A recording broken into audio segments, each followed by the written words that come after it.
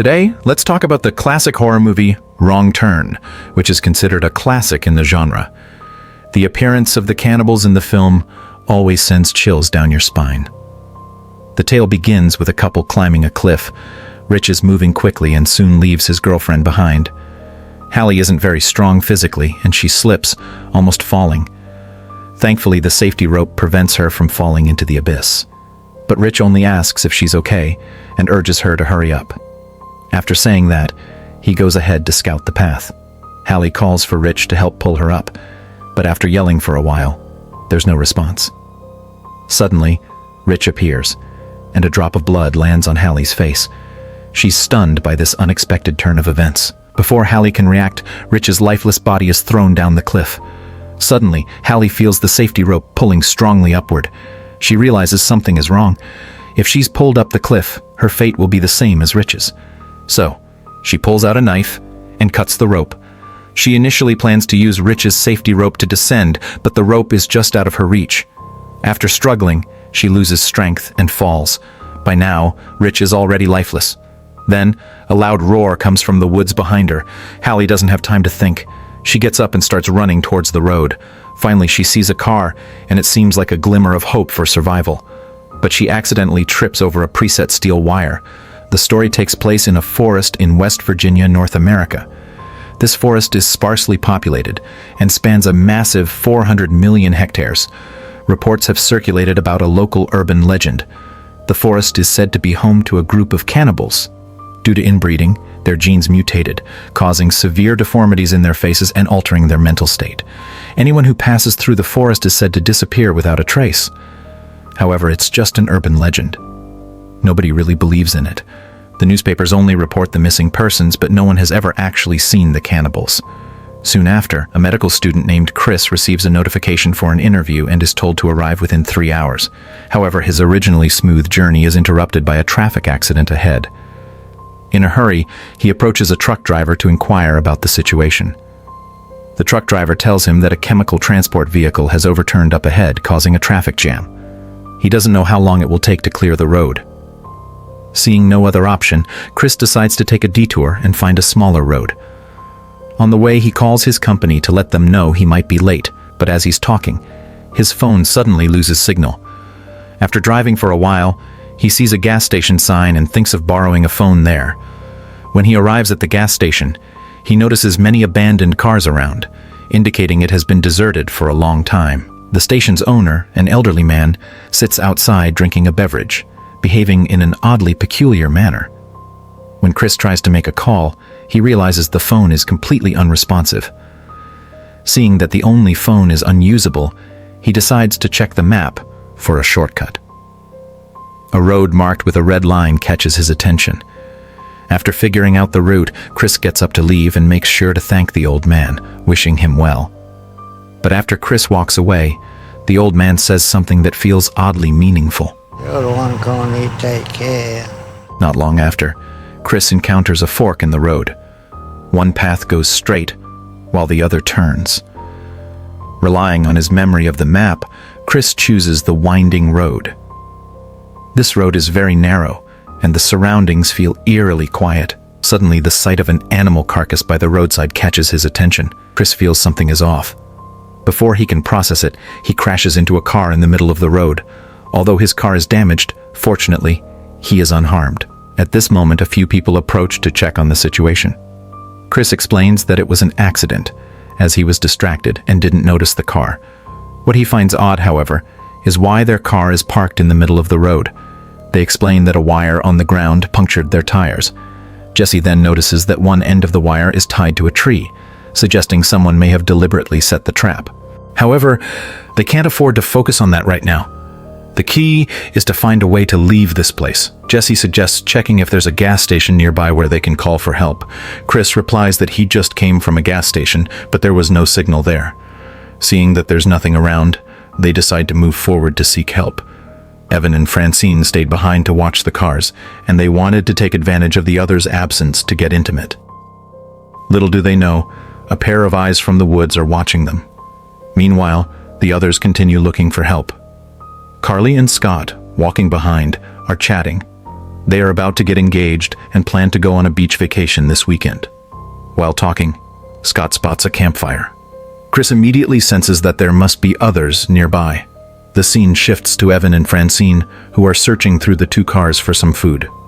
Suddenly, Evan is drawn to a noise in the woods. He decides to go alone and investigate. Francine calls out to Evan but gets no response. Sensing something is wrong, she gets out of the car and goes after him. After searching for a while, all she finds is a single shoe. Chris, in a daze, spots an ear on the ground. From the earring on it, she realizes it belongs to Evan. As she steps back in horror, a mysterious person stuffs wire netting into her mouth and strangles her with it. Meanwhile, Scott turns around and notices Carly has suddenly disappeared. It turns out she's just playing a prank on him. As the group continues moving forward, they find a small cabin in the woods. The white smoke coming from the chimney suggests someone is living there, but the surrounding abandoned cars make Jesse uneasy. However, Chris thinks there might be a phone inside, which is their only chance to call for help. He calls out loudly, but after waiting for a long time, there's still no response. Just then, Carly suddenly feels the need to use the bathroom, so they decide to break into the cabin. Upon entering, they're shocked by the scene before them. The table is covered with rotting food, a vinyl record spins endlessly on a player, and the walls are lined with various cold weapons. Jesse notices a collection of car keys, suggesting that more than just them have visited this place. Meanwhile, Scott, searching for a bathroom for Carly, accidentally opens a door. Inside, it's filled with children's toys and a music box. The scene is oddly cozy, completely out of place compared to the ominous atmosphere outside the room. Meanwhile, Chris pulls a large blackened bone from a pot in the kitchen. Jessie heads to the tool shed, where she finds piles of barbed wire. The entire atmosphere is suffocating, sending chills down her spine. Even more terrifying, Carly, who was in the bathroom, discovered a bloodied hand in the bathtub, which scared her so much that she turned and ran. At this point, they finally realize the truth. They've walked into the wolf's den and there's no escape. Just as they plan to flee, the sound of an engine roars outside. Looking through the window, they see a yellow truck, which is towing their car behind it. With no way to escape through the front door, the four of them quickly hide in the room. Chris and Jesse manage to hide under the bed. The cannibals enter the cabin and place Francine's body on the floor. Chris and Jesse hold their breath, not daring to make a sound. The cannibal places the body on the table and grabs a chainsaw to dismember it. While putting down his weapon, he accidentally drops a bullet under the bed, nearly discovering Chris. Meanwhile, Carly and Scott, hiding in the warehouse, witness the horrific scene. After a feast, the cannibals fall asleep. Seizing the opportunity, Chris and the others prepare to escape. They silently make their way to the door. Chris realizes that the door, old and worn, creaks loudly when pulled. He tells the others to go first while he holds the spring to prevent noise. Just as Chris is about to leave, the cannibal suddenly opens his eyes and spots him. The others make it out of the cabin, and they quickly start running up the mountain. The cannibals chase them in the truck. In a panic, the group reaches an open field filled with abandoned cars, many of which are covered in blood. It's clear that many others have met the same fate as them. As they panic, the truck approaches from the distance. Now they can clearly see the cannibals' appearances. There are 3 of them. The oldest, Sawtooth, holds a gun and a bow.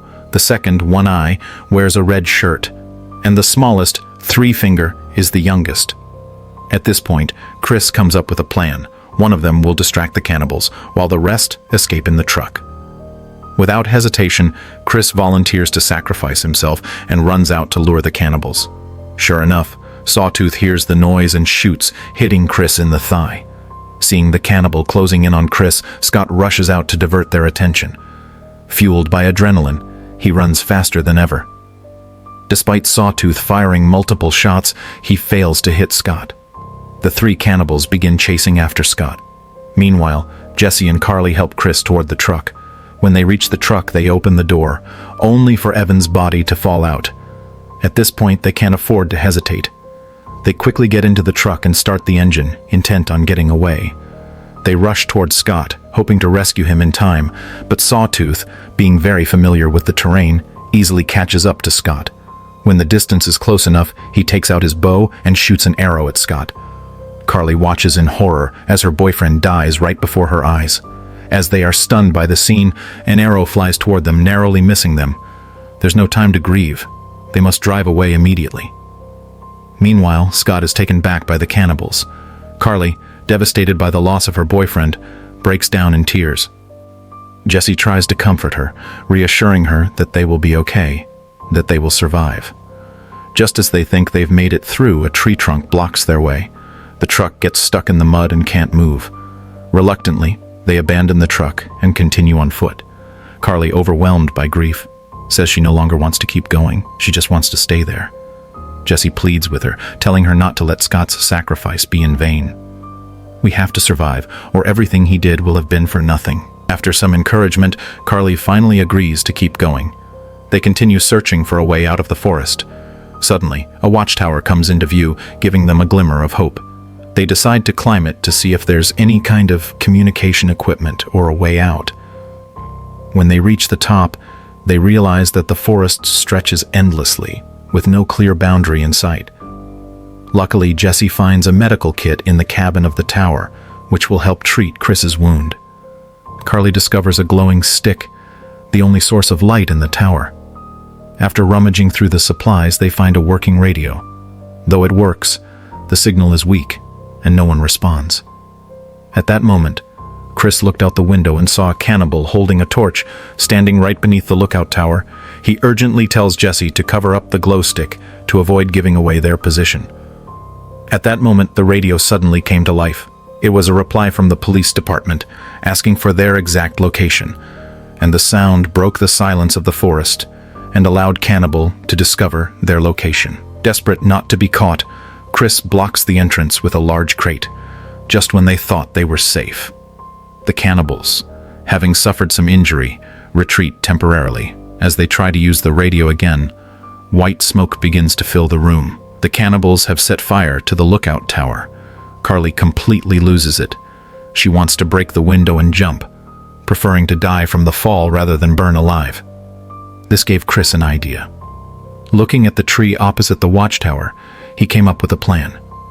They can jump to the tree on the other side, using its cover to hide from the cannibals. It's their only chance. Without hesitation, Chris leaps across and lands successfully on the tree. Seeing he's safe, Carly follows, but she doesn't manage to grab the branch with enough strength. Fortunately, Chris catches her just in time. Next, Jesse also successfully lands on the tree. However, the noise they make draws the attention of the cannibals. An arrow suddenly strikes the branch right in front of Chris. Unaware of their exact location, the cannibals send Three Finger up the tree to capture them. Seeing this, Chris suggests they move forward along the branches. Walking on the tree branches is incredibly difficult. They need to maintain their balance while staying as silent as possible to avoid being detected by the cannibals. After some careful maneuvering, Chris and Jesse successfully make it to another tree. But just as Carly is about to move, Three Finger appears behind her. With one swift strike of his axe, he cleaves her in half. Now that the cannibals know the direction Chris and Jesse are heading, they start to follow them in the trees. Chris realizes that the cannibals are local and are very familiar with the terrain and how to climb trees. If he and Jesse keep running, they'll eventually be trapped with no way out. He comes up with a new plan. One of them will act as bait while the other hides in the shadows, using the elasticity of the branches to knock Three Finger down. Chris initially plans to be the bait, but Jesse, seeing his injury, worries that he'll have trouble moving. She stops him and decides to take the risk herself. When they reach the designated spot, Jesse begins calling for Three Finger. Seeing that his brother has been injured, Sawtooth and One Eye grow furious. Meanwhile, Scott and Jesse find a cave to hide in. Jesse explains why they came here. Her boyfriend recently broke up with her, and 4 friends chose this place for a camping trip to cheer her up. She feels guilty, believing that everything that's happening is her fault. Scott comforts her with a hug. They spend the night in the cave, and by morning they decide to move out again. After walking for a while, they find a road. As they discuss how to get down, an axe suddenly flies toward them. Luckily, Chris is quick enough to dodge it. Just then, Sawtooth charges toward them. Chris grabs the axe and tries to fight back, but Sawtooth pushes him off the mountain. Jesse is captured by One Eye and dragged back to the cabin in the woods. Chris, bruised and battered, manages to flag down a passing police car at the bottom of the mountain. The officer, having received a signal from the lookout tower, is here to investigate. He steps out of his car to ask Chris what's going on. But unexpectedly, in the next moment, seeing Sawtooth catching up, Chris quickly hid under the car. Sawtooth approaches the car and starts inspecting it. At that moment, Chris slips into the nearby bushes. He watches as Sawtooth stuffs the officer into the trunk of the car and prepares to drive away. Desperate to save Jesse, Chris hides under the car and follows Sawtooth back to the cabin. Inside the cabin, Jesse was tied to the bed. Just as One Eye was about to make his move, Sawtooth returned with the police officer's body. Fearing the new food will spoil, they decide to deal with Jesse later. After finishing with the officer, One Eye grabs a knife and moves toward Jesse. Just as he's about to strike, a blazing fire suddenly erupts at the door. One Eye rushes to see what's happening. At that moment, Chris crashes the police car into the cabin, knocking One Eye unconscious. He then throws a Molotov cocktail at Sawtooth, setting him on fire. With the flames adding to the chaos, Chris grabs a knife and charges at Sawtooth. After a fierce struggle, Chris stabs Sawtooth, who falls to the ground. Just as Chris is about to untie Jesse, Sawtooth rises behind him, grabs Chris, and throws him aside. He picks up an axe and engages Chris in another brutal fight. After a brutal fight, Chris is overpowered by Sawtooth. Just as Sawtooth is about to deliver the final blow, Jesse shoots an arrow into the back of his head. Before they can celebrate their victory, Three Finger appears from behind and strikes Chris with a wooden stick, knocking him to the ground. Luckily, Jesse grabs a wooden stick and attacks Three Finger from behind, distracting him. Seizing the opportunity, Chris grabs a wire and strangles Three Finger. Seeing this, Jesse picks up an axe and strikes Three Finger. After a series of attacks, they realize Sawtooth and Three Finger are still alive, and One Eye, who was knocked out earlier, is slowly getting up. Jesse urges Chris to shoot, but he replies that he only has one bullet left.